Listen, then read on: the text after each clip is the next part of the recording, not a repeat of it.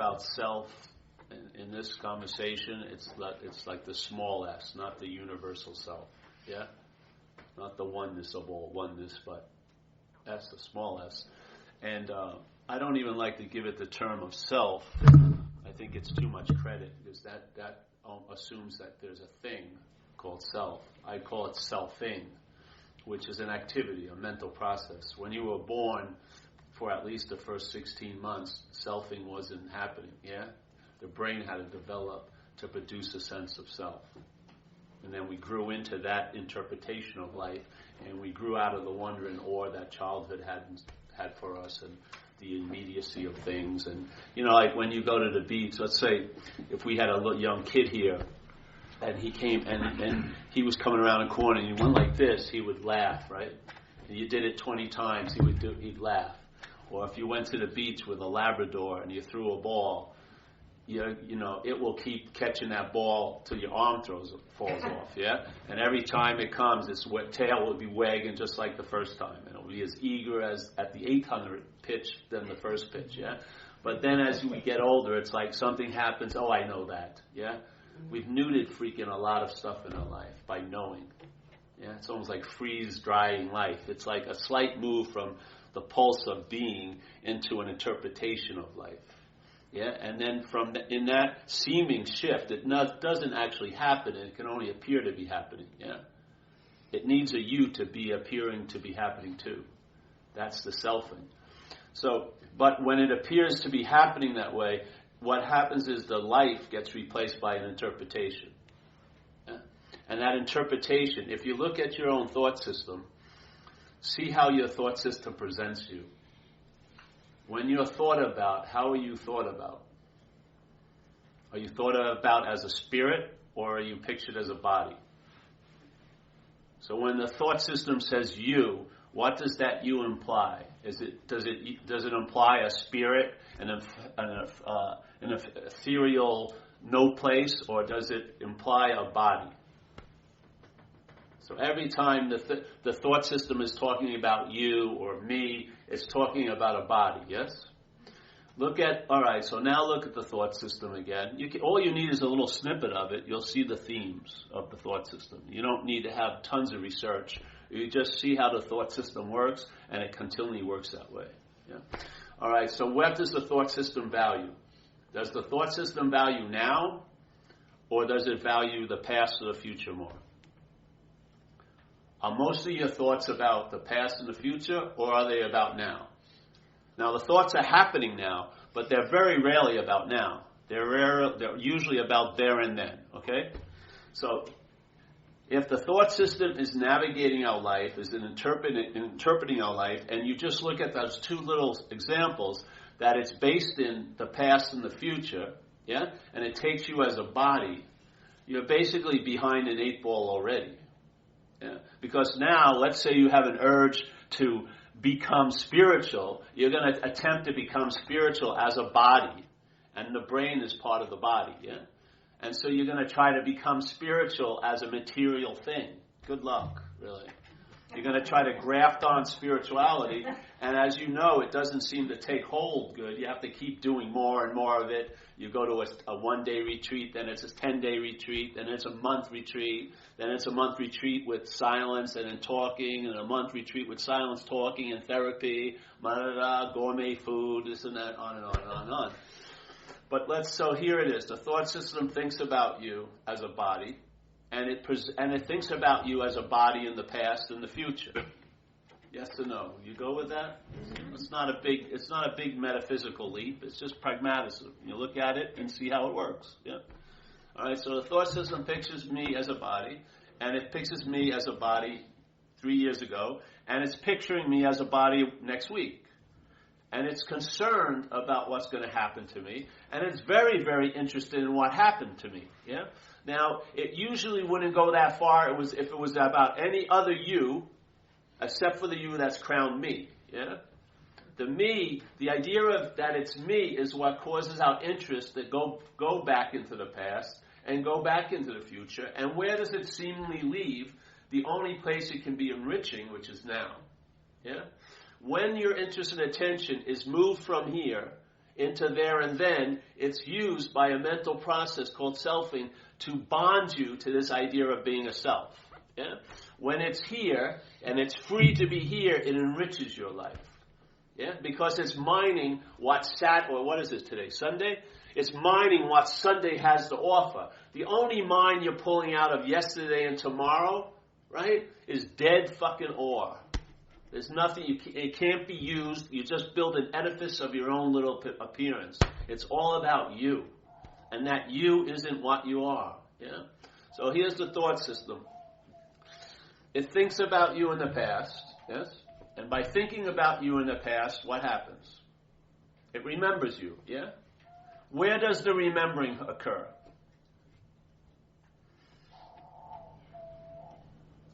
Yeah, but where? Does it occur in the past, or does it occur now? Here. It occurs now. Exactly. So when you're remembering 3 years ago, you're not remembering 3 years ago. You're remembering yourself now, pictured 3 years ago, yeah? And so let's say your thought system is now all about you next week. Let's say just Friday. Let's say 2015. Now it's thinking about you, like I may have cancer 2015, I'll probably be divorced. I'm not even married yet, but I'll be divorced by then. And all these things are going to fall upon me that usually aren't good. You're not usually a very optimistic forecaster. Yeah?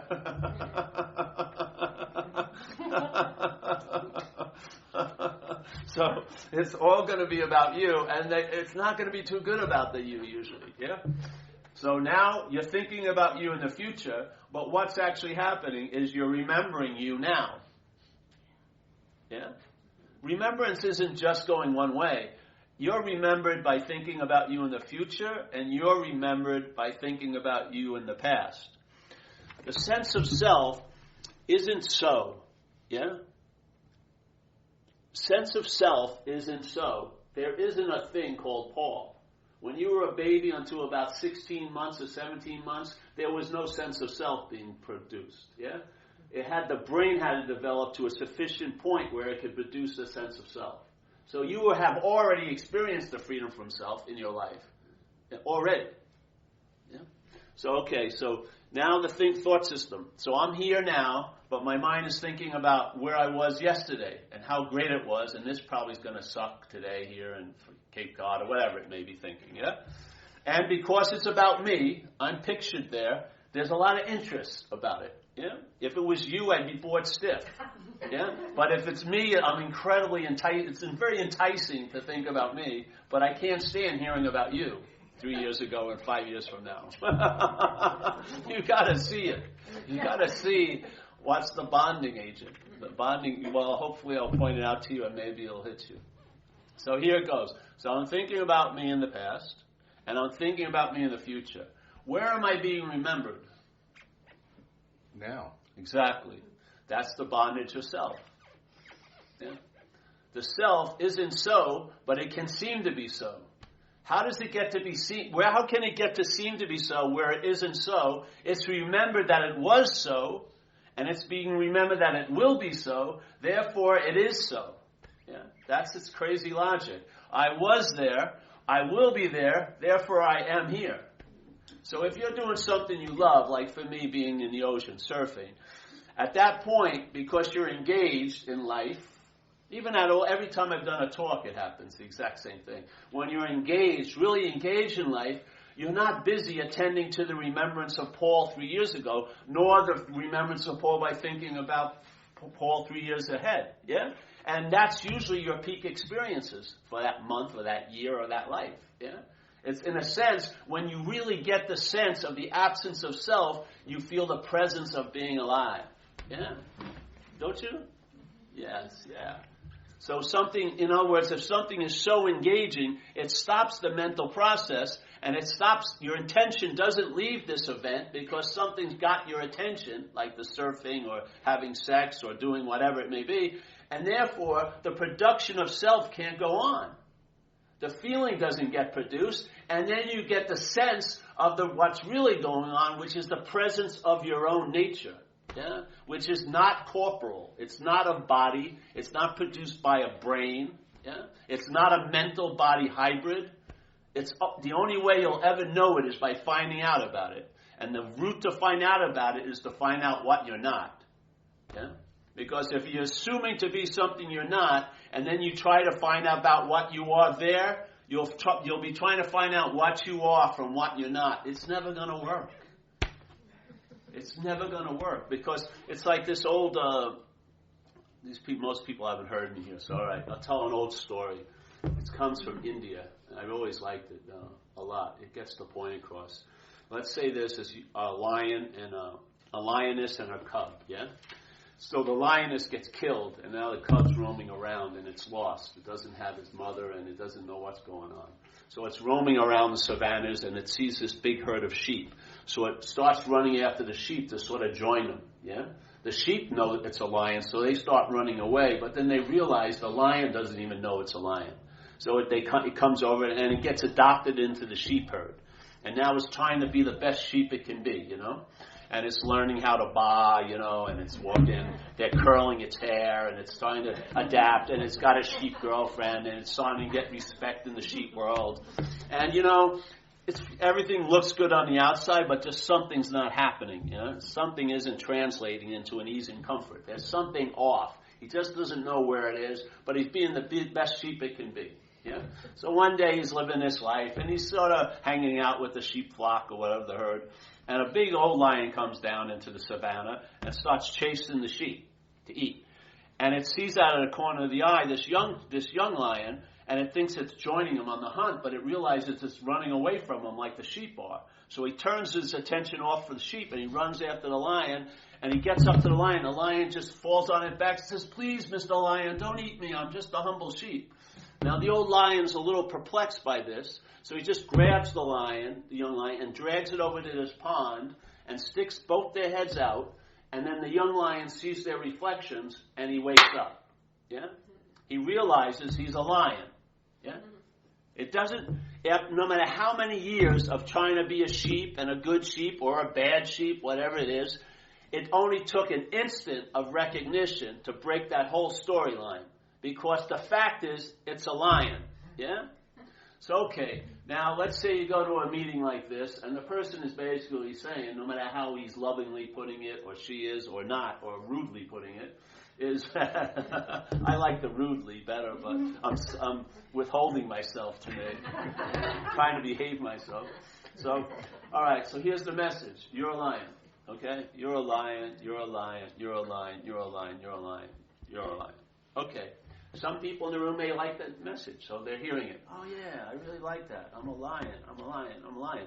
But then it has to hit the sheep ear. See, we're all identified as a sheep, let's say. It hits the ear, and the sheep ear translates it into, I can become like a lion. That's not the message. The message is, you're a lion, right? I like that message. I like that. Bump, bump, bump, bump, bump, bump. I can become like a lion.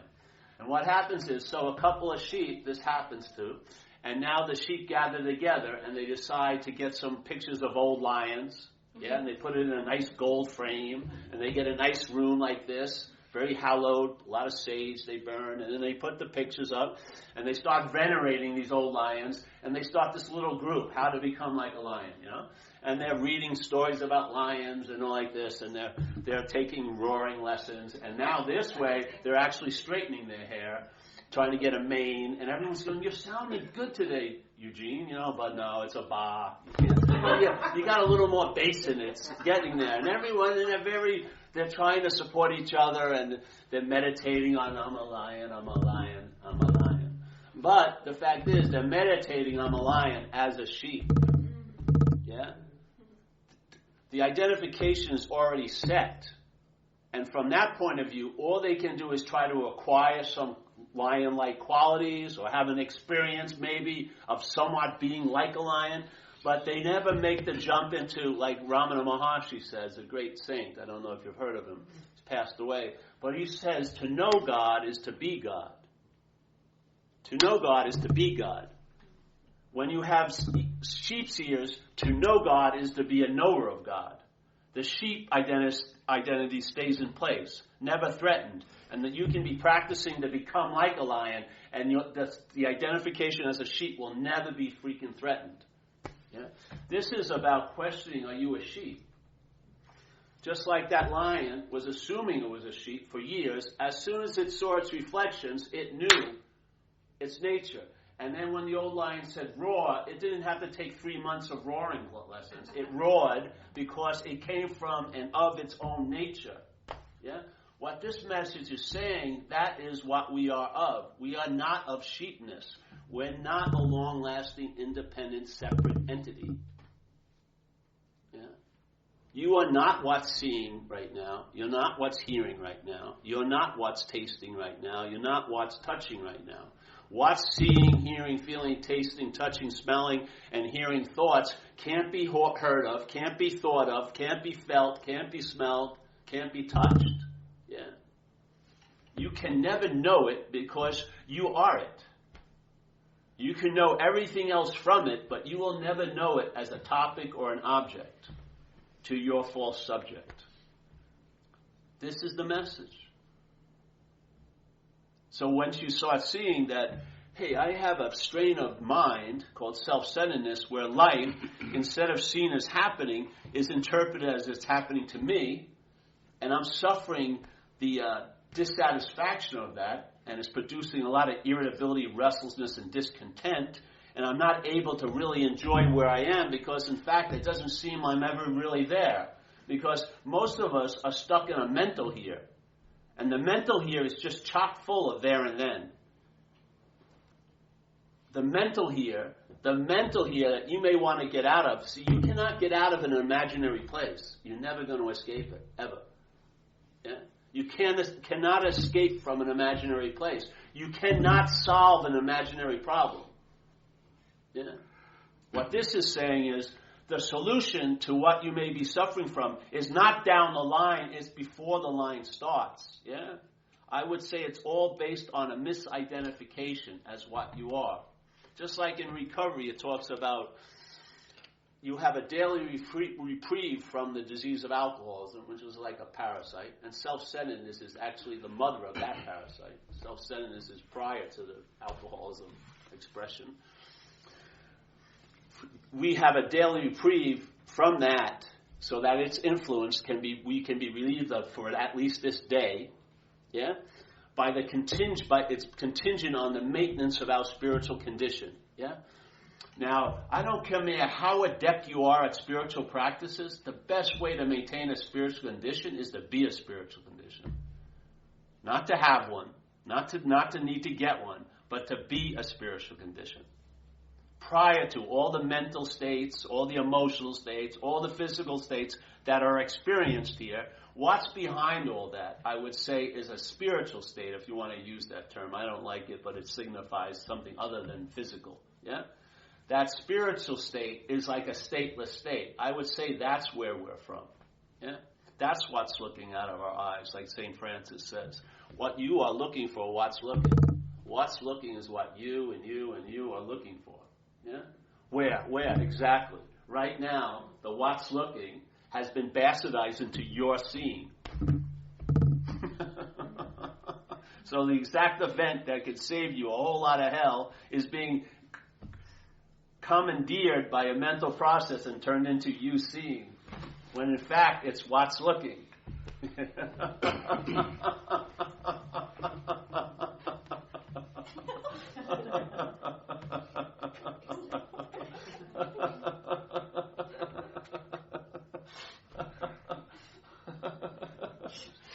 It'll save you a lot of trouble and time. Because you're going to be you're going to be trying to see it for a long time, but you'll be trying to see it from who's looking when it's what's looking. All right, another movement is word selfing. And this first paramount movement is the claim. That's what it does, yeah? It doesn't have a life, but it claims one through you. So it starts like this. Consciousness in contact is the basis of an experience. Yeah? You're either seeing something, hearing, feeling, tasting, touching, a combination of all those, or there's thoughts about what you saw, felt, tasted, touched. Yes? So consciousness is in contact. That's what's initiating this whole thing we call life. Okay? So consciousness is happening in contact. And then after that, there's a mental process of the brain that produces an idea that if there's a you, that's conscious. Yeah? But it doesn't come before the consciousness, but it implies it's before the consciousness. But it doesn't. It's an afterthought. Just like when you were a kid, you didn't have that afterthought. So all there was conscious contact the first 17 months. That was all that was going on. And that's why when you see a baby's eyes, that's very freaking attractive, because they're in the state of being freed from the bondage of self. Because they have never known the bondage of self, because they're prior to the idea of being bonded. And it's only an idea that we're bonded. It only can reach a level of seemingly so, which means it appears to be true or false to you. Seemingly is one of the most profound words in our language.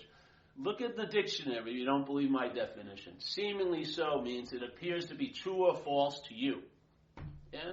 So basically everything's truth and everything's falsehood relies on your view of it. Yeah? Or in lesson 2 of the Course in Miracles, you and I are giving everything all the meaning it has. Yeah? Now let me tell you something. You believe this is you, and this is what's giving everything the meaning it has. The mind has given this the meaning of being you. And through this connection, it's distributing meaning to everything else. You believe you're exempt, but the act of feeling like Paul is a meaning that's been given to you by mind.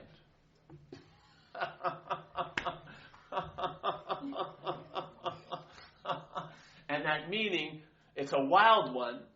For it to seem to be so, it has to be reinforced. It has to be re-engaged. It's like the glue to the idea of you being bonded to that idea of you. Yeah? Spirit to being bonded to the body has to be applied constantly, incessantly, because the fact the bonding can never actually happen. It can only seem to be happening. Yeah? That's the solution. You are prior to the idea of being a self. You're not trying to figure out how not to be yourself. Thing is, you figured out how to take yourself to be yourself. This is about questioning that and have that unfigured out. Yeah? So that the wonder and awe that you used to have when you were a kid will flood back into your life. Then you'll be here in this moment because you're not entertaining the insane idea that you could be out of any moment you've ever been in. Every freaking book about how to get into the moment is based on an incredibly insane idea that you could be out of a moment. Yeah? And then the first one doesn't work, so you get the next one. How to really, really be in the moment. And then after that doesn't work, how to get into the turbocharged moment.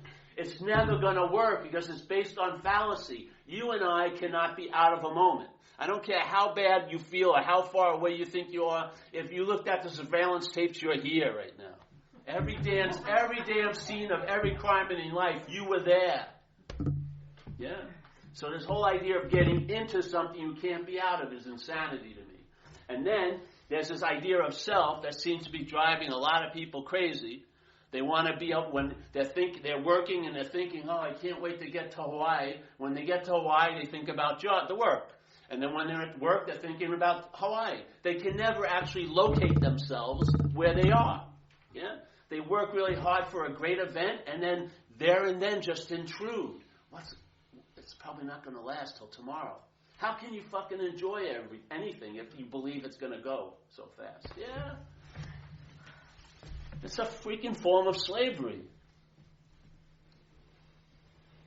It's enslaved us to this freaking false idol of me. Yeah. And the obsession with self is just there to reinforce the idea of being a self. The mind that wants to be identified as a self needs to reinforce that all day. That's why the past and future is so important, because you're a big star in the past and the future, and you really have no role now. Yeah? Something will live through you, and you'll be in a position of finding out. In the past and the future, you can know, I know I'm going to be screwed next year. I was really screwed back then. Oh, man. So the self thing claims everything. So here's a thought, yeah? Let's say you write down, have a chalkboard and write down money topic, yeah? Let's say health topic. Let's say sex. everyone would see it and give it a different meaning than everyone else maybe, yeah? If you don't have any money, money would seem more important, let's say, than health if you're feeling good health, okay? So it would have a little weight, wouldn't it? These are topics we have to deal with all the time. All right, let's see what happens if we add one little word. Yeah, watch how the scales tip. My money. Yeah, much heavier, right? My health, unbelievable, it can be bad. My sex, forget about it. I mean, hours of phone conversations about that. Yeah? So my is the transfer of meaning, yeah, from that insane mental process through this possibility onto every freaking thought you ever have, because you're the holding it as your thought. You believe you're the thinker of it, or at least you're the top object of it. Either it's the thought about you, or you're the thinker of it. Yes? So every thought is underlined by the feeling of being the thinker of it. And in that underlying thing, the thinker uses every thought to facilitate the bondage of mind to the idea of being the thinker.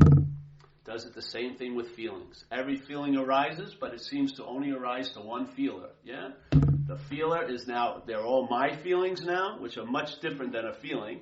And now the feeling is used to facilitate what? The bondage of the mind to the idea of being the feeler. Actions, I'm the doer of it. Yeah? If there's an action, there must be an actor, and therefore it must be me. Okay?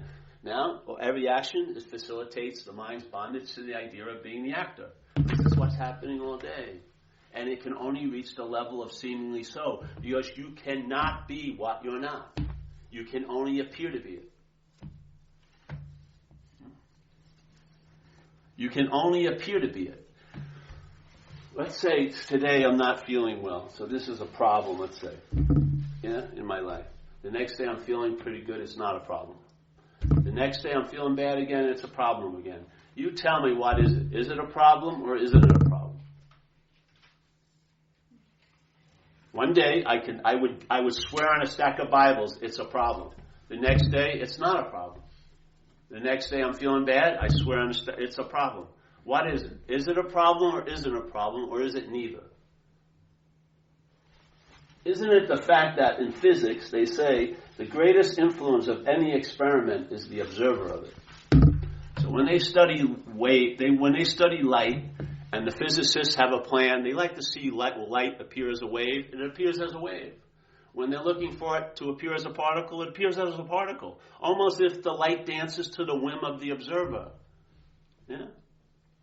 How could that possibly be? Where is that power source? How can something that isn't so seem so real? Unless what is real is lending it the reality. Yeah? How could something seem so real? Like in recovery we say false evidence appears real. It's a beautiful statement, an acronym for fear. Yeah? False evidence is appearing real. That's why it generates anxiety, because it's appearing real. Yeah. Now, the biggest influence in that event is who's it appearing real to? Yeah. False evidence can't appear real; it's false, but it can appear real to what is real. Yeah. The only reality there is in this event is what's looking right now. We're the only reality. Everything else is seemingly so. Yeah? And what's real is lending that reality to what isn't real through this ignorance of being identified as a body. Yeah? When I take this to be the real thing, I make every other thing real. Like the Course in Miracles says, we're the dreamer of this dream. We forgot that we're dreaming this dream, and we've given everything we dreamt the power to affect us. That's the exact situation most of us are in. We're identified as a dreamt object, this body. Yes? We forget that we're the dreaming of it. We forget that we're the only freaking reality, giving reality to everything else. Yeah? And in that forgetfulness, what we have deemed to be real is now biting us in the ass.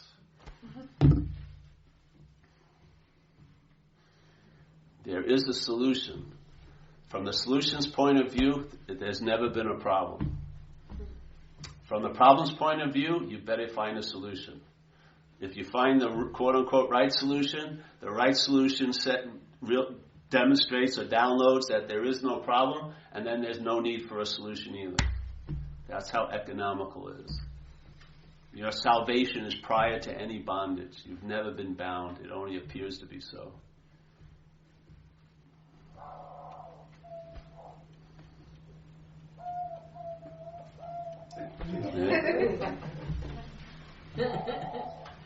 That's great. I like sound effects. Gets the point across better, right?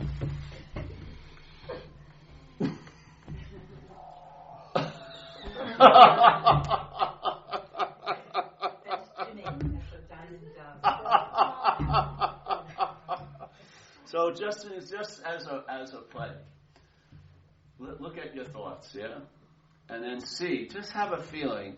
Just place the idea that underneath all those thoughts, there's a thought, but you don't see it as a thought. And the thought is, I'm the thinker. Yeah? You don't recognize that thought. But all the other thoughts are connected to the thinker thought. Yeah? So here's all these thoughts. They're happening. They're going to happen like a popcorn maker. As long as you're engaged in an eventful place, like in time and space, the thought system is going to pop out thoughts. Yeah? So here's the thoughts coming. But there's a feeling that you're the thinker. It's not just a thought. It wouldn't have enough ability to convince you if it was a thought. It's a thought wrapped in a feeling. It produces a sense of self. It doesn't say it produces a thought of self. There's a sense of self. You have a feeling that you're the doer when an action occurs. You have a feeling that you're the thinker when a thought is seen. Yeah? You have a feeling that you're the feeler when a feeling is felt. It just happens almost naturally. It's not natural. It's a process. But it happens so fast you don't notice it. Yeah? Yeah? Yeah. So here's the thinker. So what would happen? We're not talking about the thoughts at all. I could care less about the thoughts. We're just talking about this one thought, I'm the thinker. Why not see, or just maybe suspend the belief or that assumption to be so, and just maybe question it a little bit? I call it entertaining. Just sort of open your mind up to the possibility, hey, I may not be the father of that. You know what I mean? That's not my spawn. And it's sort of like what happens is, just like if you went to a park and there was 30 kids playing and your kid was there, your attention would go to your kid, usually, whoever your kid was. Yeah. Same thing. Your attention is much more attracted to a my thought than it would be to a thought. Yeah. So if you lose interest, if there's a loss of interest in being the thinker, you'll have a loss of interest in the thought system. Yeah. And what happens, the loss of interest in the thought system, which is trying to take your attention and interest and constantly place it into there and then, the past and the future, to get a feeling that you're here now, yeah, it will weaken that system's ability to time travel your ass to the past and the future, and you'll be anchored right where you've always been, but you'll have the joy of knowing that. Yeah. In other words, you'll really be present because you can't entertain the insane idea that you could be anything but present. In other words, the best way to have an experience of being in the moment is the realization you can't be out of a moment. That's the best freaking way. That stabilizes. Yeah? Because if you believed you were out of the moment and then you did all this work to get in the moment, you believe you can also get out of the moment again. Yeah? Doesn't it happen? If you believed you did something and then you thought you achieved it, then what happens? You immediately think, I could lose it if I don't keep doing something. Yeah? That's fucking a lot of work and stress, I'd say. This is prior to that. Yeah? You don't need to try to get into the moment. You can't be out of it. You don't need to try to get out of self. You can't be in it. Yeah? How much time would it take to get out of an imaginary place? When you wait till after the souffle is baked. Yeah. Yeah. How long would it take to get out of an imaginary place? Not long at all. What will happen is, let's say someone comes over your house and starting to complain about how bad it's going to be. Yeah? It isn't bad now, but now this has no purpose, no value, so it's like, fuck now. I'm really concerned. I'm really going to be bad next week or 3 weeks from now. How long is your interest in that going to last? It's boring as hell, right? A minute or two. If it's a woman and you want to sleep with them, maybe you'll listen to them for 4 hours with the hopes that you can have sex, maybe. But in fact, basically, you're going to go, Jesus Christ, I'd rather do the laundry than to listen to this. Yeah? Yet, the same little activity in your head held as yours and about you, you're totally entranced by it. You see? So it's not the thoughts that are doing it, obviously. Yeah? Because if a thought could take you away and then not take me away, then the thought doesn't have the ability to take us away. The ability lies in us to seemingly go away. Yeah? So what triggers that thought, or what uses that thought to do that insane magic? It's the mind. If it's about me, it has a lot of power. Yeah? If the thought is about me, it has a lot of power. But if I'm not the thinker, I'm going to lose interest in it. Where's the interest going to go when it leaves the imaginary places of there and then? Where's it going to be? Right where it's always been. And now, instead of enforcing and fortifying the obsession of self or the seeming absence of being in the moment, it will enrich this moment for you. You'll be feeling it cascading in all your senses, and you'll be in the sense of presence of being here. Yeah? What everyone wants to make as a spiritual goal is your basic state. It's been overridden or has a template that's put over it. And so when you look at it, you don't see it. You see the template. You see there and then, Monday and Wednesday, this and that. You know? Like the Course in Miracles has, some people have read that here, right? Some people, Course in Miracles. Okay. There's a statement called the Holy Instant, which is now. Yeah? And they say, all right, what's the biggest deterrence from someone enjoying the Holy Instant? And they go, their belief that they don't deserve it. Yeah? And how does that belief they don't deserve it manifest? It manifests as that they believe they have to prepare for the Holy Instant. See? There's a feeling they don't deserve it. But you don't see that feeling in most cases that you don't deserve it. What it gets disguised as is I have to prepare myself to be worthy of receiving it. You see it? It displaces you from the only place the invitation is offered now. It doesn't care if it's a half a second or 8 years. The smallest little bit is the difference between heaven and earth. Yeah? And now, then you're the someone who's lacking this presence of the Holy Instant. And of course, you're going to use the same formality, the same format that we're always offered here. You're going to try and do and have yourself to a state of being. But all you can do and have yourself into is another mental state. You are a state of being. The doing and having is actually taking you seemingly away from that. It cannot work, but it can seem to work. Your idea of moving towards it is actually a moving away from it.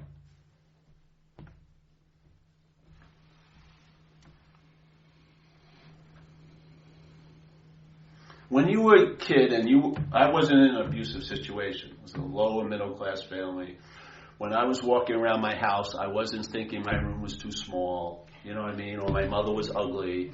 I wasn't wondering why I wasn't wearing Gap clothes. When I was playing with the ants, I wasn't concerned, will I be playing next week, because time hadn't set up yet.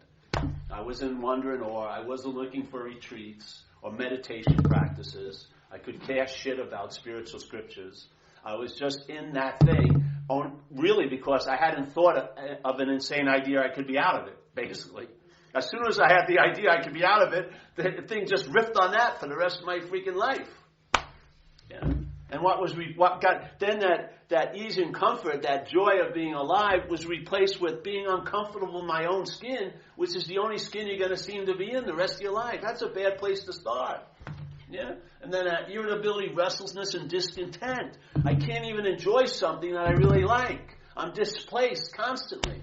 I've got all of these, every moment of my life is bookended by the past and future. And it's bleeding into every freaking moment. I can't enjoy now because there's going to be a Tuesday coming up. To me, that's a freaking form of slavery. It's like we're in a hamster cage and we think it's motorized. It's the hamster that's moving the cage. If the hamster got out, it would see the cage is inanimate. It's not moving. You're not trapped anywhere. You're the trapping. How you think and how you're seeing is causing this place to seem real and what's real not to be available to us. And then on the double whammy is, then you try to seek from there that, and you've objectified it. It's right where you are. That's why they say it's the open gate. In other words, or the gateless gate. There's no gate. There's no door in the gate or the open secret. There's no secret that's open. Exactly. That's why they call it the open secret. It's right in front of us. It's right behind us. It's right under us. And we're, where? We're busily looking and we can't realize what's seeing. We're looking in a self-centered way, like wearing bifocals. And the bifocals are producing distortion. And the best we can do, because we never touch up here, we take it to be our eyes, we have to find other glasses to correct the distortion. When in fact, if the other glasses really work, they lead you to touch around here and realize it's a pair of glasses. What's the natural thing to do? Pull them off. You don't even have to pull them. Take them off. But if you never touch them, it's like the old story of the guy, the beggar in front of the city gates. And he's super poor and he's constantly begging. And some guy goes, I'm not going to give you anything. Just look in your pocket. And the guy does it. What? And he doesn't do it. But when he gets home, he looks in his pocket and he has a giant jewel. He's had the jewel the whole time when he was begging for nickels. It was right in his pocket. All he needed was some curiosity to put his hand there. But he was so damn sure that this is me, he never even investigated.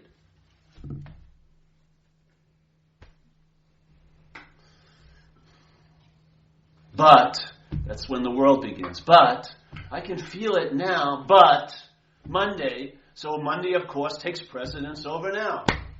Like, all the freaking time. We're addicted to time, and we worship time. Oh, it's okay now, but I've got all week to be doing that. Okay, so you were having a fun time when you were just here, but then you have to bring in there and then again, constantly. I don't have time to be here. I got to get prepared for there and then. Slavery. It is freaking slavery. You know? And they don't even have to bind us anymore. We put on the shackles like jewelry. It's sort of like this. If I had a big tumor, I'm trying to make it really explicit. It's a simple message, really it is. But what do? You can pound the nail in a lot of ways. But basically it's the same nail. You know what I mean? So here's a tumor, a big tumor. And I have it. And I took it to be me, yeah? So what I need to do is I got to get all my shirts tailored so that the tumor has some room to breathe and stuff. You know, and I have these exquisite, expensive leather jackets. They got to be fixed, yeah? And I'm on tumor chat rooms, and I met a girl with a tumor. And it just so happens her tumor is on the left side, and mine's on the right, so we can rub tumors together like this. And it's sort of like Eskimos, and I'm having a fun, and she's got some outfits with that too, and I got an armrest when I'm driving. It's sort of good. And so some guy comes in and says, "Hey, bro, why don't you just get that removed?" You know, simple solution. You can just go to the clinic. It would be a couple hour affair. Go under local anesthesia, not even general, and you'd be home by thing. And you would think you would rush to that solution. But what happens is the mind goes, "Oh no, but wait. What am I going to do with all those shirts?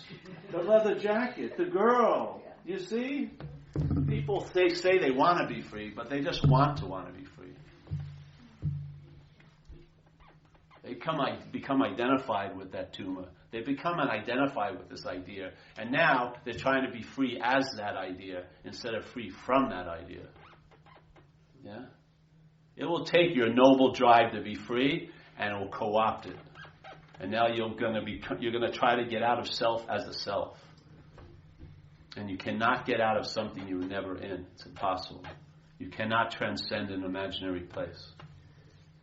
You can't. You cannot do it. It's impossible. Everything here is to the level of seemingly so. It cannot be so. It can only appear to be so to what is so. Yeah? Where else is it getting its reality from? Where do you believe, if you believe these great messages that this is an illusion, what's causing it to seem real? What could crown an illusion reality? Only reality. Where else could it get it? Where is that active reality going on? It's what's looking right now. If it's identified as a self, now you're looking in a certain formulated way called self-centeredness, and you're blind to what is truly looking. And now it's who's looking. And all the looking is about you instead of about what. And that's why probably what brings you to these crazy meetings. Because you probably need some freaking relief. Yeah? And you're going to keep needing relief. Because agitation is never going to find stillness. It's just going to agitate around it. Yeah? The agitation of a mind and selfing is never going to find peace. If it gets anywhere near peace, it will get agitated about it. Will I be in peace tomorrow? Yeah? Look at what people have done with this term enlightenment, which is just a complete cessation of all suffering. Supposedly, yeah? Yet they're using enlightenment to produce the exact thing that enlightenment is meant to cease, which is suffer. By comparing every day to someone they think is enlightened and finding out or coming up to the judgmental that they're not enlightened. So the mind co-opts everything. It doesn't matter if it's 5,000-year-old scripture or yesterday's Wall Street Journal. It will take advantage of anything it comes in contact with. Anything. It has no respect for nobility or tradition or nothing. It'll take over. You can have the loving gaze and robes and patchouli oil. You're still screwed. Just like if you had a leather jacket and tats. Same. There's always going to be the possibility of the bondage of self. And the solution to it is that it can only seemingly be so, and it needs it to be seemingly so to you. It cannot have any reality but the reality you and I give it. It cannot produce or generate reality. It isn't true. But it can get reality seemingly from what is true. Yeah? And that happens through that becoming identified as this, and therefore all of this occurs. You would not be seeing this place like you're seeing it unless you were identified as a body. Yeah? So this is sort of like the immunity to thoughts start occurring because they're not about you. Yeah? When the immunity to thoughts start occurring, then you have an immunity to what's not happening because it's not happening. It's a very simple recognition. The thing that I'm concerned about isn't actually happening. Yeah? So I wanted to be a what's not happening therapist. I thought it would be a great job because I could have, let's say, you have like 8-hour day job, yeah? So usually you do an hour session. So that'd be 8 hours. Let's say I'm paying $100. But as a what's not happening therapist, I could book about 40 people every hour. Because as soon as they came in and started complaining about what wasn't happening in their life, I would just say, it's not happening. And they go, but I go, no, it's not happening. Bye, see you. Come back next week. And I get like 30 people in an hour. Yeah, that's how easy it is. What more do you need to do about the effects of what's not happening, other than to realize it's not happening? You're causing the effects. It isn't. Next Wednesday is not causing the effects. It's your belief in the thoughts about next Wednesday that's causing the effects. You're the only cause of an effect here. Yeah, you're the cause. Listen to the statement in the Course in Miracles. You and I are the dreamer of the dream. Yeah? In other words, this place is a dream. It's an activity. Dreaming. Yeah? You and I are the dreamer of the dream. We forgot that we're the dreamer of the dream. How have we forgotten that we're the dreamer of the dream? By becoming identified as a dreamt object in the dream. Yeah? That's how it facilitates the forgetting of we're the dreamer, by taking ourselves to be a dreamt object. When that occurs, and it can only occur seemingly, you can never lose what you are by, no matter how much you think you're identified as something you're not. Yeah? It doesn't happen that way. So here it is. You're the dreamer of the dream, you and I. We forgot that we're dreaming the dream, and how that gets facilitated is identification as a long-lasting, independent, separate entity, a thing. Yeah? And in that state, everything we're dreaming now has the ability to affect us as this body. Yeah. Don't you see? That's such a beautiful statement. It describes every day perfectly. Yeah. And it says, oh man. The beautiful answer it gives is, you know what's going to happen? We're all going to dream ourselves out of this dream. Yeah? And as we're dreaming ourselves out of the dream, because let's say the dream is taken to be real, it's going to work with what seems to be real to lead itself out of what seems to be real. Yeah? So now it's going to dream itself out of the dream. And as you're dreaming yourself out of the dream, which this could be part of that initiation, when you're dreaming yourself out of the dream's going to get happier. What a beautiful, a bit of good news, like a true gospel. we're gonna dream ourselves out of the dream. Yeah? And as we're doing that, the dream's gonna get happier.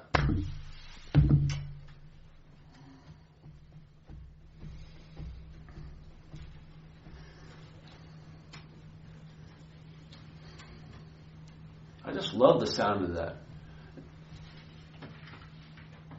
It's not denying the dream. It's not killing the dream. It's just, listen, okay, this is my active participation. I am not a target for the dream. I'm dreaming. Yeah. I, in a sense, am the only reality there is. Not as Paul, but as what's looking. And all of us are that same reality. Yeah. Yeah. Okay. I can't kill something that's not so. But what's going to happen is the mind is just going to lose interest in the way the dream's appearing. Yeah, it's going to lose interest, let's say, in the idea of being a self when it realizes it's not one. Yeah? I'm telling you, that's what happened. It's like if we had another room over here, and there was a pretty girl there that I want to meet. I have expectations that I'd be having a kid with her. I haven't even said anything to her, but there's all this. Yeah. My mind is saying, "Oh, that's the one." That's the one. So I'm supposed to be doing a talk, but my interest and attention is trying to listen to what she's saying, because I'm hoping she's going to say, I like that guy Paul, so I can, have a little edge before I ask her. And so I'm there, and so someone notices, hey, Paul, you don't really seem to be here. I go, no, I'm here, but my attention's there. And someone comes and hands me a book, says, How to Lose Interest in a Conversation in Another Room. So I page through the thing, nice ideas, but it doesn't matter, because I can't herd my interest. It's going wherever I think is the most important thing, and at this moment, she's the most important thing. Yeah. So what happens? She starts talking, and she says, "I really like that guy Matt, and my name is Paul." Right? What occurs? Immediately, I lose interest in that wall and that conversation because it's not about me. Yeah. Where does the attention suddenly? It doesn't take any time for it to leave there because there is no there. They can only seemingly be there. So it doesn't take any time, and I don't have to take any programs or practices to pull it back from there because there is no there. It suddenly appears to be right where I am. Yeah? And in this position, it's enriching my life instead of causing me an obsession with self by attending to something that's not going on. If that could be turned on your own thought system and not see you as the thinker, you would lose interest in the thoughts, which are actually producing the sense of the reality of time, and you'd be freed from the influence of time. You'd be able to be present where you are. Yeah? And maybe you find out that what you've really been missing is you, in a sense, the you that you really are. In a way, it's been displaced. It was left where you weren't looking, in here. You were residing in a mental here, a time moment bookended by past and future. You were just a little stationary picture of this continual story, a linear story of you. This is like a vertical insertion that frees you from that horizontal freaking life. Not coming anywhere from where you are. You are that also. There's only that.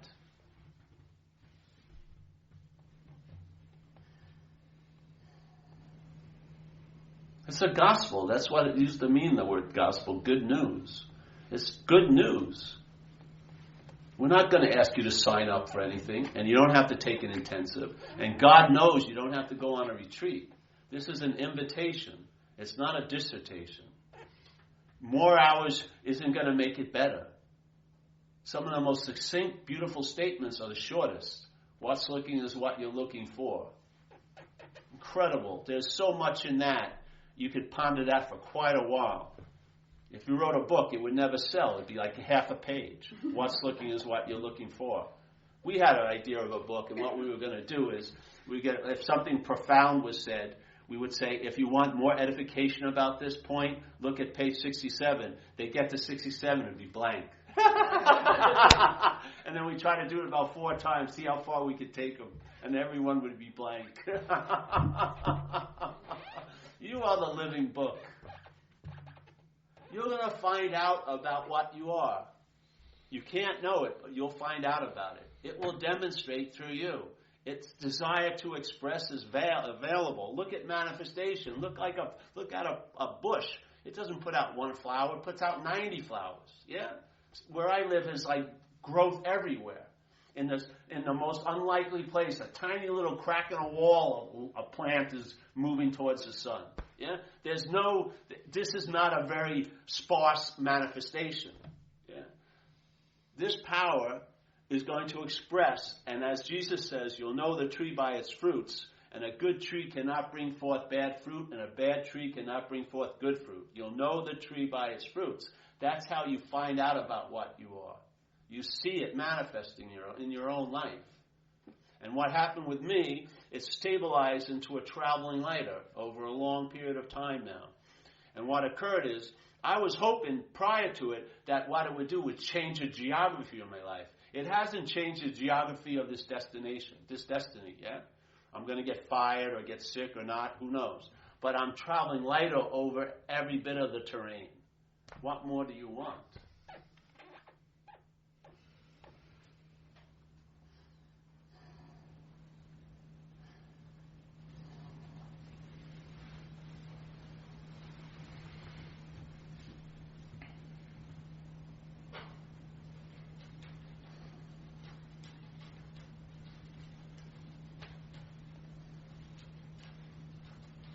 You sense it now in the room?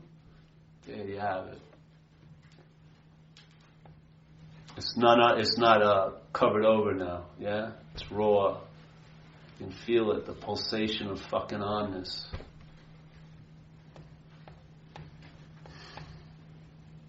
It's always been there. We're just not noticing it. So satsang can facilitate a noticing of it. That's the best thing it can do, so that you can sense your own self. The real one, the presence. Yeah, it's like all of us. Like I like to use the word sky because old Buddhism used it. I like it a lot because it represents a sense of mind that it's vastly open. Yet everything can appear in it. Yet whatever appears in it doesn't affect it. So if you look at the sky, tons of clouds have moved through it over the years. Tons of clouds. Yet not one of them ever tattooed the sky with its shape. Yeah. Not one. There's been explosions on 4th of July. The sky's never ripped open. There's planes flying through it all day. Not one of them called the terminal and say, hey, we ran into a big chunk of sky up here. What are we going to do? Yeah?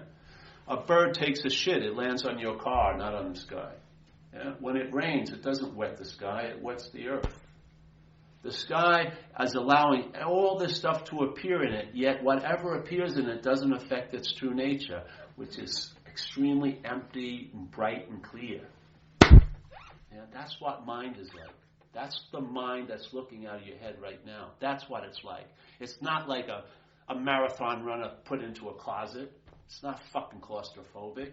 It's as big and as bright as possible. But we're playing it super small so that we can look really big. For you to be the biggest thing in earth, the world has to be really small. That's the disease of self-centeredness.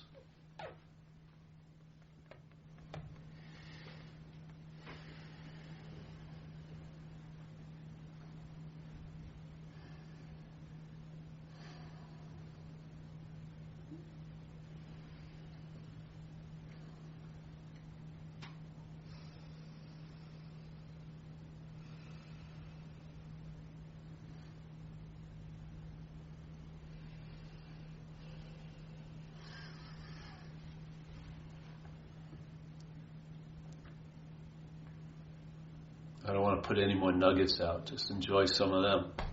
Find something out of it. Entertain it. Have faith in your own mind, not in the mental process, but mind itself. What you used to have frequency with when you were a kid is still available.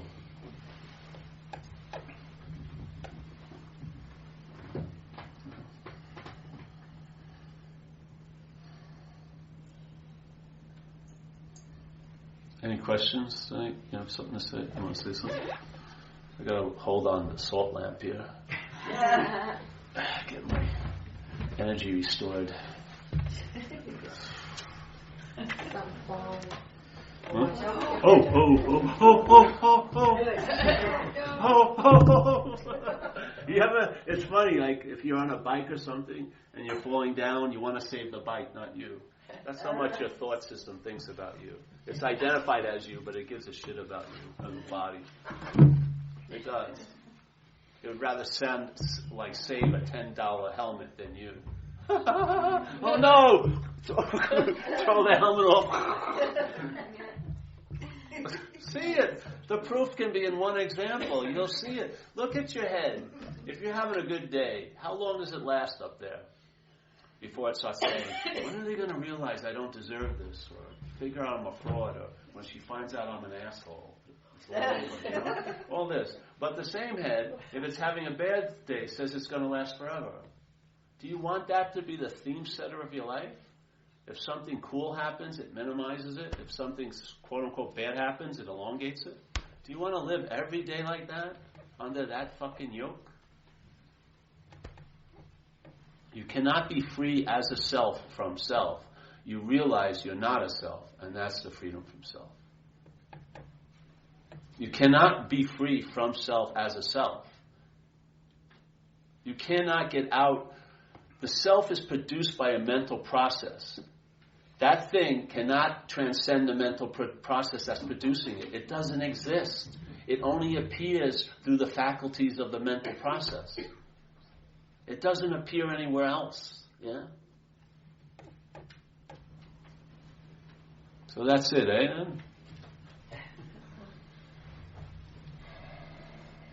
Stunned. I love it. Oh, here you go. Yeah. So, we have these triggers that happen all day long. An illustration that I use is if I walk into someplace and I smell bread baking, it'll take me back 30 years to when my mother baked bread. Yeah, yeah. And the older we get, the more triggers that are inserted into the mix. So, as a long-time Course in Miracles student, I know that that stuff isn't real, and I can catch those thoughts sometimes, but other thoughts take me away. Seemingly. The emphasis is on seemingly. My idea that I'm offering, and it doesn't come from reading, it came from downloads, and I've seen it expressed with certitude and experience, yeah, is that you're prior to all that, and you don't get hooked. It's just a seemingly so, yeah? What you are has never been hooked by any line or stream of thoughts. We give the power to the thoughts by thinking we're the thinker, yes? And then thoughts can seem to take us away, but the only thing they could catch hold of is the thinker. You're not the thinker. My mind comes and goes like a tide all day, but what I am never moves. Yeah? And my life isn't based on the narration that I can move from there to then, and this is better than there, and then this was better than there, and on and on. My mind's lost interest in it because it hit me, it's not me. It's not about me. And when it's not me, it also implies it was never me, nor will it ever be me. Yeah? It isn't like, oh, I've got an escape from self only to get caught again and then put in prison again. I was never imprisoned. Yeah? The solution is prior. The freedom from bondage is prior to the bondage, not after the bondage. If you get free from a bondage after, you're going to be bound again.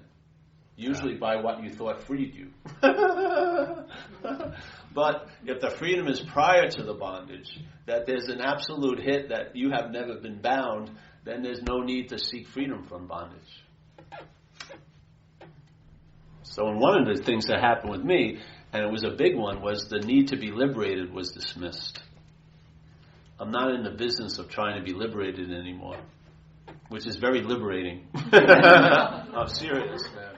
It was one of the best hooks I was ever released from. I had a lot of spiritual ideas, man, and my mind made hay out of that. It got me produced so much exquisite suffering from the things that were meant to bring joy and happiness, which blows my mind how it does that. But I'll give you an example. here I am. I'm a Catholic kid from Long Island, New York. Never knew anything about spirituality except Catholicism and stuff. And when I'm 18 years old, I meet an Indian guru, or his people who represented him. He was still in India. And they were teaching a form of meditation. So my friend got initiated. He sounded happy about it, so I went the next day and got initiated in this practice. Okay? Seems very innocent. And suddenly, there was a yearning in there for freedom and stuff, and that triggered a lot of stuff in that. Now I have a methodology that maybe lead me to freedom. But suddenly, as soon as I got engaged with that topic of spirituality, thousands of ideas about spirituality started to download, which I did not acquire in my first 18 years of seeming living here. I was in Catholic high school. Went to Catholic high school and got kicked out in 10th grade. I didn't have any. But suddenly, because now there's a guru in my life, I had tons of ideas of how gurus should be, how a devotee should be, and all of this. And it started to produce a lot of irritability, restlessness, and discontent because the people that followed this guru were presenting him as the Lord of the universe, which meant a whole lot to me. When I heard that, the Lord of the universe, it had a big meaning. Yeah, all right, that's great. But I didn't like the Lord of the universe. That wasn't so great. Yeah? So there's the Lord of the universe. My assumption, my old belief, my ideas, where I don't know where it came from, was that you should really probably want to love the Lord of the universe if you ever got a chance to run into them, he or she or it. But I didn't like the Lord of the universe. This was a point of fixation for 5 years, to the point where I was trying to figure out how I could kill him, jokingly, so I could just get rid of him. So I wouldn't have this incredible, I kept going back to him, to the practices, but I didn't like them. And it was like a hell. And it was all based on the hope of heaven. That's the trickiness of the mind. And now I see people do it at meetings like this. They use the term awakening, which is meant to, I would imagine, to express relief and spontaneity. It's being used to drive them crazy because they keep thinking they're not awake. And there's something wrong with them. They should be awake. When am I going to get it? And they keep going to meetings, but they're ready to blow. They have spiritual sophistication, so they don't actually flip out, but they're ready to flip out. Where's mine? So the idea of awakening, I would think, would be like bring good tidings to you. But when the selfing co-opts it, claims it, which it will, right? It obviously uses it to point out to you that you're not there. And you should be there. Yeah? And it's another long trail of slavery. Long trail. It's one of the best trails it has in this little fucking hillside map. And when you get on that one, you can plan for lifetimes of preparation and purification with no goods delivered. It's an incredible business plan. If spirituality was a factory, they'd all be closed by now. Because no one's getting the goods. It's always on a time delay. Oh, no, you're not purified enough. You haven't done enough yet. You've got to sit longer. On and on. It's like a death march, the Baton Death March. I'll give you a little taste of water, but you got to walk 4 more miles, I did a retreat once. It was hilarious. Silent retreat. I was there 14 days in a high-end place. I called it the upper middle way. Because in Buddhism they call it the middle way. This is the upper middle way. The room I had at the retreat was better than the room I have in my house. They had eagle claw bathtubs there. It was incredible. And they had gourmet food. In Thailand, if you go on retreats, you don't eat after 10:30 in the morning. This is like sumptuous meals, in morning, lunch, and dinner. Yeah. So everyone was silent, and so we were doing like maybe 9 to 12 hours of meditation a day. So everyone was walking around, going to the dinner thing. And this was like the 10th day. And so I was close to the dinner thing because we were doing walking meditation too. So I went there early. And when I walked in, guess what was on the buffet thing? Ice cream. I was like, so I sat down and I watched people with all this spirituality, this and that, walk in. As soon as their eyes saw the ice cream, you could see their minds, the wheels turning. Should I get the ice cream first and then come back for the food because I don't want to miss the ice cream? You could see them, all their spiritual walking paused, and they're like, that was the whole retreat, watching that. It just took off. I swear to God, you could see them. Then some of them got it first, brought it back to their place. All the walking slowly was over. They were getting over fast. And it was insane. You had all the hours of sitting like that. One ice cream, a little thing.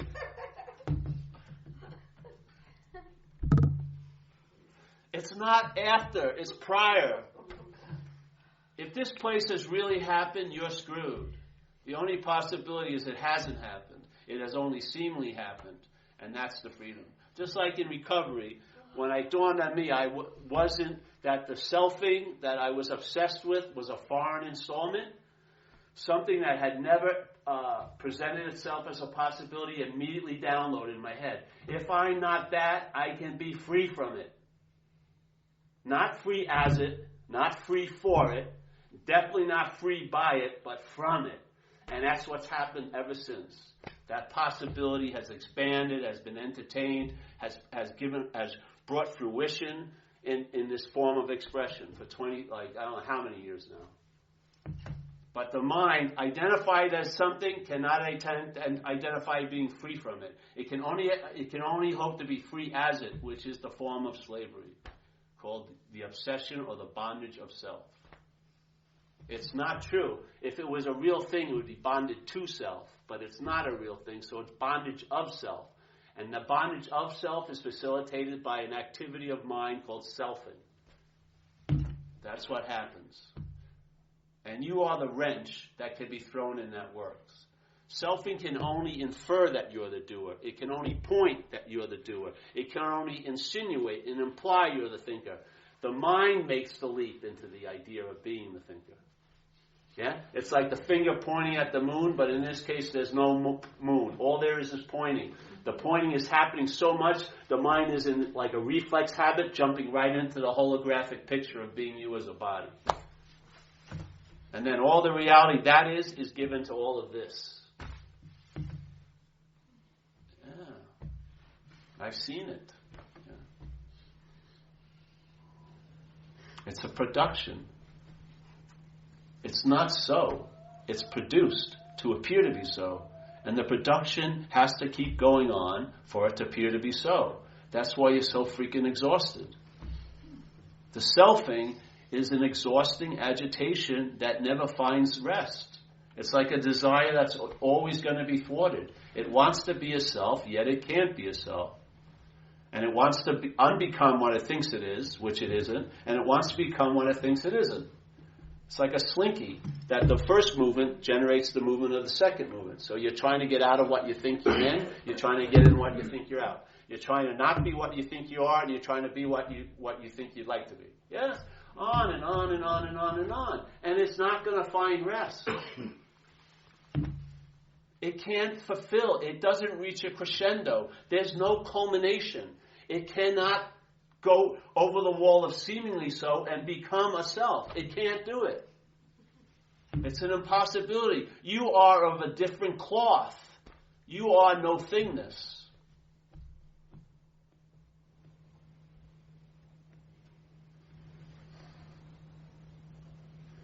Yeah, no. What I've experienced and what I'm hearing you say, you're saying that there's no self. But when I call your name Paul, you turn and answer, yes? Well, there's a turning and answer. You believe that it's me doing it. I don't believe that anymore. Well, what I'm beginning to experience and what I hear you say is not that there's no self, but you have a different relationship to it. So there's like a turnaround, meaning that you identify yourself with the no thingness, with that which you can't speak of, the all that is, the great mystery. But there is, paradoxically, at the same time, when I call your name Paul, you turn. So what I'm saying is there is a self, but it's a small thing that you're in relationship to. No. It's a fiction. No. It's a fiction, definitely. But you see it as a fiction. But you play the game, meaning when you answer to the name Paul. Yes, but if you play a character, doesn't mean the character is real. Right. It's just a characterization. But you see it. But it's not like you're on a stage and then you go off the stage and there is a character. There isn't a character. It's only the actor playing the characterization. There is no character. Yeah. Yes. But when I call your name Paul, you turn. That's the actor playing the role of the character. Right, and that's the paradox. To who? It's not paradoxical to me. Well, what I'm saying... No, seriously. Yeah. To who is it the paradox to? It's not a blanket paradox to everyone in this room. It's maybe some, but it seems to be your paradox, yeah? It is. For me, right now, I see this fiction, and I have a different relationship to it. Good. That's great. But it is fiction. I know it's fiction. Yeah. But if somebody calls my name, they're addressing the fiction, and I respond. Yes, because that's your role. You're on a stage in manifestation, and the role is you're the action figure. Right. So if you want to get fed and someone calls you to dinner, you better recognize it's your name. Well, that's all that I'm saying. But there's been a shift in perception. Great. In relationship. So, and I don't know. I mean, I experienced the fiction. That's a great place to stay, the I don't know. Because then you'll find out. You'll get more information about what you don't know about. But if you know about it, you'll get very little information. It feels like the beginnings of something. Great. Then just, if you're interested in it, throw those logs in the fire. See what cooks up. Just honor it. Honor something or nothing that's happening. Yeah, you bring it forth. It doesn't, you're it. So, yeah, that's great. I'm happy for that. Yeah. We're all it. Yeah. But the idea that it exists, it doesn't reach that level. That's why I don't like the word self, because I use the term selfing because it's an activity that produces a sense of being a self. But that's what the mind gets to do. It produces. The selfing doesn't produce that sense of self. The mind does when it takes the selfing to be about that it presumes to be a body. That's what it does. That's the addiction. Yeah? To me, in recovery, that's the primary addiction. Everyone in this planet has been saddled with a view called self-centeredness, yeah? And everyone in some level is suffering a modicum of dis-ease produced by that system of seeing from self-centeredness, because we're now programmed into time, and there and then become the dominant influences more than the now. Yeah? What else could that bring but trouble? Yeah? And so that being unrelieved produces need to get relief, and that's the backbone of all other addictions. You're attempting to get out of self. That's what I was doing when I was getting loaded. If you want to call it the self that was in the circumstances you didn't want to be, that's still an extension of self. You want to get out of those circumstances. So it's always driven to trying to get out of what you think you're in. And obviously, an addiction never runs into an end point that's satisfying. Yeah? Was when I shot cocaine, there was never a point where I had one shot and it was my last shot, and I said, "Oh, thank you, goddess of cocaine. I'm satiated, and now I'm going to give all my cocaine away and I'll honor my needle, but I'm putting it down and I'm fine." No, an addiction just keeps agitation, more and more agitation, on and on, incessantly. Yes. And if it gets thwarted, it will express in another form, like pornography or shopping or whatever, sex with other people that aren't your partners or something. Yeah, it's going to seek expression.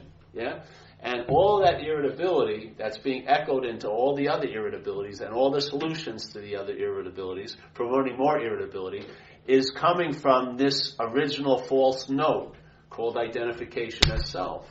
I've seen it. I've seen it. I had a sense of it. I've seen it where the notes stop and there's the true note of all, the silence. Yeah? To me, this is the first knot, which is self-centered, the identification as self. All the other knots are like security, money, health, this and that. And we want to work on those knots. and with the hopes that they bring us relief. And sometimes they get loosened, but the relief doesn't go into all the other topics in your life. There's relief in money, but you're still having bad relationships and stuff like that. Yeah. What I found, the first knot, there's a thread that runs through the first knots to all the knots of your life, all the activities that comprise a human life here. Yeah. And when this first knot is loosened, it produces a loosening in all the other knots. That's why I call it traveling lighter. Everything stabilizes, and ease and comfort becomes the norm, not based on a lake of agitation and irritability. It shifts into an ease and comfort somewhat. Yeah, you get your spikes, this and that, but your basic baseline is coolness. You're like chilled out, so to speak. Yeah, and if it can stabilize over a long period of time, you're onto something. Just entertain it. Yeah. Now you may think what another is the first knot, and that's totally valid for you. But if I shared it, that was the first knot, it wouldn't be a valid share because that wouldn't be valid to me. I'm just like a cod salesman. I'm not in competition with the mackerel salesman or the salmon saleswoman. I have my own little kiosk. I'm just offering you cod. Yeah, you can grill it, sushi it. If you like it, get some more cod, But what about compared to, I'm not comparing it to mackerel or salmon. I don't have experiences with that. I don't really care. I don't have any opinions on outside issues. Here you go. Here's the cod. I can verify where it came from, tell you the truth, because I can verify where it came from. I didn't borrow this from anybody. So Paul, yeah. If we're all spirits inhabiting a body, your spirit inhabiting a body, and we're living within this fiction, because it's fiction, what's the point? What's the end game? What's your idea? Well, I don't think there's any end game. I think it's all the point is expression. I think the point is manifestation. Expression of what? Of whatever mind wants to express. That's what I see as the point. It's not about achieving or getting or claiming. That happens here. So but it's more a form of expression. Your spirit just wants to be here and inhabit a body just to express. Yes, but it's not my spirit. Create. It's not my spirit. Of the one. Yeah, that's what it seems to be doing. Right. All day, every day. Yeah. It's more like an autistic vision instead of another vision. Before I was out there trying to get and take, and now like the pursuit of happiness has turned into a leisurely walk because I'm satisfied already. So that opens me up to be available to the present moment because I'm not using this as a springboard to get to a better present moment. I'm totally okay with this one. And I find it as a form of expression. That's what it does. All the talks are an expression. I don't study anything. Just come here, downloads occur, and it sort of seems, I've been doing a lot of talks over the years, seems to be an infinite well, and it seems to always want to splash out. So that's what happens. And hopefully you get a little wet, and then you realize that you've never been dry, that you're drenched already, hopefully. That would be my humble hope. And I don't put any stock in it, but if I had a humble hope for you, that's what it would be. Instead of thinking you're dry and trying to have an experience of being wet, only to go back to the state of dryness, you'd realize you're drenched. Yeah? And maybe that would sort of spill out on other people. You'd drench them or remind them that they're drenched. You don't have to do it by talk, it's just holding the space. If you're in the certainty of it, it has an influence in people without you intending to influence people. Yeah? Because you're awake, and everyone is, but you're knowing it, in a sense. As a verb, a present tense verb, not as an event that happened once and that no, it's a verb now. I'm awake now, yeah? And so are you. It's incessantly on, yeah.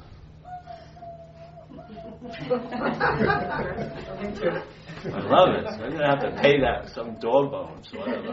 It's working. You see the beauty of it? The choreography. You don't see mind. It's unbelievable. One time I was doing we were talking with some people at a cafe, and we're talking about you're not a person, this and that. And then the Talking Heads song about, is this my house? Is this my beautiful wife? Perfectly segue into the exact sentence we were saying. You know, I get it. See, that's the magic of it. You see the fingerprints of the unknown on everything. On everything. Everything. He or she or it is signing every check here. Every freaking check. It's like an anonymous donor that we never realize is going on. And you're like the brush for that artist. Yeah? That artist that we all are. This is a facilitator of it painting here. And we're a brush, and it's brushing its own little thing, a very unique little swirl through the shape of the brush that you seem to be. Yeah? You cannot just stop and fall on your knees and be amazed by it all, really. The amount of the depth and wealth of what's actually appearing in all these appearances, to me, is mind-boggling. Yeah? And then, like we say in AA, God's way of being anonymous is coincidences. Things will happen very coincidentally, constantly. Yeah, you'll see the magic of what's really going on here. Instead of being stuck in this, therefore that, this, therefore that, this, and then that's that. All is this, that's that, and then you find out what can happen. Yeah, it is a trip worth being on. Yeah. So, any other questions? I got that question. That's an answer. All right, great. Oh, I want to record it. Yeah. That was a good one. She's having a change. It's got it. The one person who got it isn't a person. Yeah. How do you go about handling the everyday things about being human? Like the leaky roof. Well, if you don't like the mold that's happening and stuff like that, then get up on a ladder and take care of the roof. It's sort of like the Course in Miracles has an aspect called level confusion. Yeah? Yeah. So let's say someone has a leak in its roof, or someone's house is on fire. And then your idea is to tell them that there is no house and there is no fire. Right. But the most appropriate answer would be a pail of water. Yeah? Right. So you've got to realize where mind's manifesting, at what level. Because it's manifesting in a kaleidoscopic way in the mental states. Yeah? What the prior state isn't. But the mental states are many, many multitudes and a lot of shades and emotional states, yes? Yeah. So there's a lot of. And so certain times situations are occurring, those states are the dominant players. You've got to have an appropriate response. You can't be holding on to there is no place when the place seems to be on fire. It's much better to get a pail of water, yeah? So when the level of confusion, you think, you get rigid about this, it's like becoming like a Pharisee. Yeah? You know the letter of the law, but you've lost the spirit of the law. Or you see the trees, but you don't get the forest. Yeah? It's missing something. So it's sort of like a physicist goes to his laboratory and there's experiments that prove there is no world, yet he's getting pissed off at the newspaper boy who missed his porch on Sunday. You see, it's not translating into here. And this is where the rubber meets the road. Right. There's no value in all there is. The value of all there is where it can seem not to be. This is where it's truly valuable, because here we can seem to have forgot it. In it, there's no forgetting it. It's all there is. But here, it seems like it can be forgotten, so it has a huge freaking value here. If you remember it, it's going to ease a whole lot of, it's going to be like a balm for a lot of ailments that you may think have nothing to do with each other, but all root into this point of ignorance. Ignorance about that one idea that you're not this, yeah, that you're taking yourself to be. I'm not saying what you are, because I feel that's a mistake. Because usually people will hear about what they are, but from what they're not. And so the lion message gets translated into sheep. That's what I saw as one of the major mistakes in spiritual practices. in this when this thing started to dawn on me. So it's important to be an ear doctor. Check out how you're hearing it. Is this a message that you're going to get? Well, the message is about you're not that you that's going to get it. That's the message, yeah? To be clear about it and to have meetings to repeat it so some unclearness can be clarified. Yeah?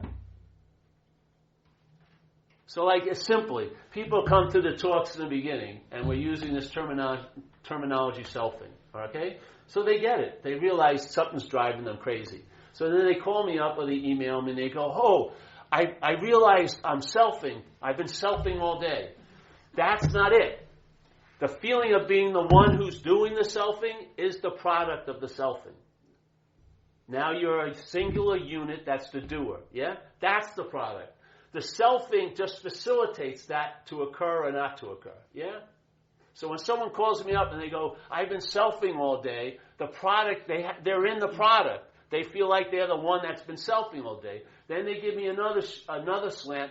Oh, the selfing has been driving me crazy all day. That's also the product. So now they're the object of the selfing. That's the freedom. It's not from selfing. You don't need freedom from it. It's just a mental activity. What the freedom is from being the idea of being the self. Yeah?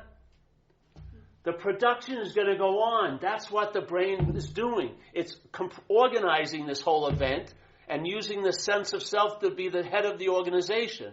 All of this is happening to me, to make some freaking sense of this place. Because when you get a hit, and if this sense of self was totally dismissed, its seeming presence immediately, you'd be rushed by the abstractness of this place.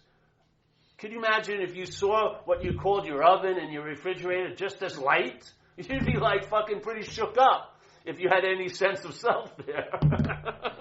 So this idea is, if the selfing points to an imaginary idea. Yeah? What gives that imaginary idea, what it gives it flesh and blood, is the mind itself. The mind takes itself to be what it thinks all of that stuff is pointing to. So every action being claimed, it's pointing to the actor. The mind starts thinking it's the actor. Where does actions stem from? The body. The mind becomes affiliated with the body. Now it forgets its own nature, takes this to be its own nature, and now it's getting screwed by this little step. Yeah? And it wants relief from it, but as it. And then it's doubly screwed. If you see it, the tiny littlest bit of an example, the mind can expand on it, and you'll get the whole enchilada. That's how powerful mind is. Yeah? You don't need to keep learning. You get to a point where you've had enough, it's primed the pump, now you're in a state of I don't know, and you're going to find out. You're going to find out what's going on. And it's much more convincing than thinking you know. Yeah? That's why in me, I don't listen to anyone else. I don't read much. It's not this is just what happened. Because I can understand what they're saying pretty quickly maybe. Yeah? But if I try to pass it on, it's tinny. I can hear it. Because it hasn't gotten flesh and blood yet. I want everything to be coming out of my own bakery. Yeah? Right out of the oven. I don't want it to be shipped from another oven. Yeah? If it's going to be Entenmann's, it's going to be Entenmann's. Yeah? I don't want it to be made by someone else with the title Entenmann. Yeah? This is much more convincing because the words are just using to conveying a space and energy that you're feeling now. That was the whole point. Don't get caught by the wand. The wand is just making to something, it's in a way, the words are just pointing to something that can't be pointed at. And then boom, your mind does the rest. Because it is what's being pointed at. And then you'll know it. You get it as an unspoken yes, there's an aha. The selfing will try to come in and claim it, and then you go home and tell everyone, I had this incredible experience at this meeting the other night, and now it's a fucking story again. That's what it does. You see it steal once, you'll know its modus operandi. Every other burglary, it can be described by the first scene of stealing. It's the same every time. Whatever it comes in contact with, it tries to claim and take advantage of.